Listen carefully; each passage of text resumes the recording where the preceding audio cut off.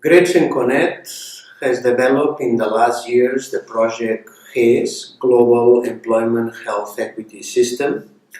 The main goals of HES have been basically to develop the concepts, the indicators and the indices, the measurement and different types of analysis on four key employment conditions: unemployment, precarious employment, informal employment, and child labor.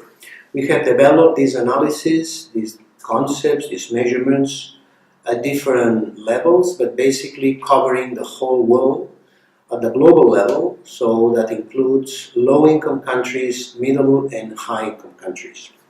It may seem surprising that some or many economic indicators, for example GDP and so many other economic indicators, are so highly developed in the world, and we can find easily so many useful indicators to understand, to analyze, to monitor different types of economic indicators in the world.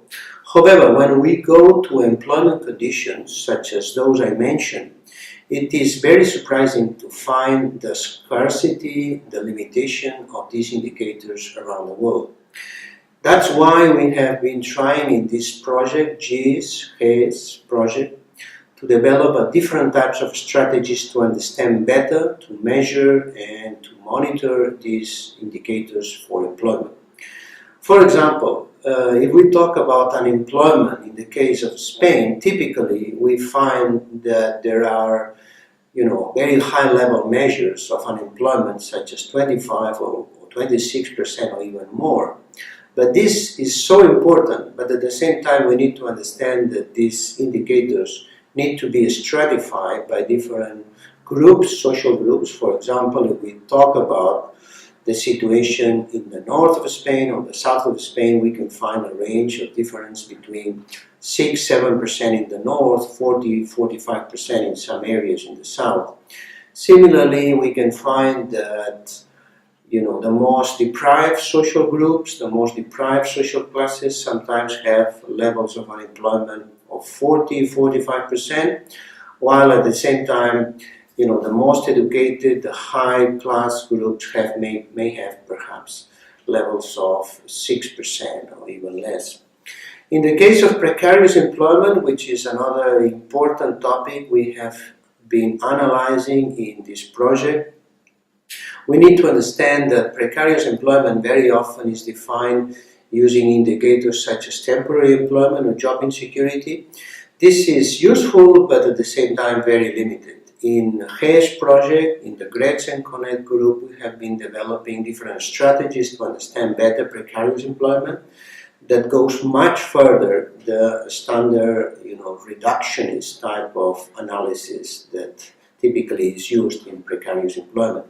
That means that we need to understand not only temporality, we need to understand the level of income, we need to understand the level of social protection, the level of rights that workers may have, but also the capacity that they have to execute these rights at the workplace.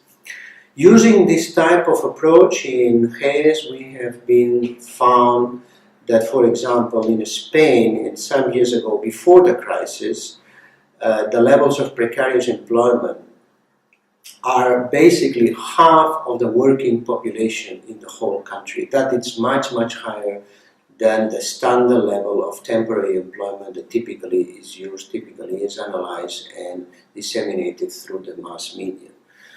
About 50%, almost 50% of the population, but that includes a range that goes, for example, between 20% in the case of men, Spanish or Spaniard people, and people over 30 years of age, and people who are professionals. Now, on the other hand, we find that some people that are basically women, immigrant, young, and working class have levels of precariousness that goes around 90%. So it's a huge difference that we need to understand in order to classify, in order to define these different types of groups. Now, in HES project, we have been studying unemployment, precarious employment, informal employment, and child labor, and for each of these employment conditions, we have developed different types of studies, analysis, trying to conceptualize, trying to understand the best measures, the best instruments to measure this type of employment conditions in order to reach some goals. Number one, to make more visible these employment conditions and understand better them.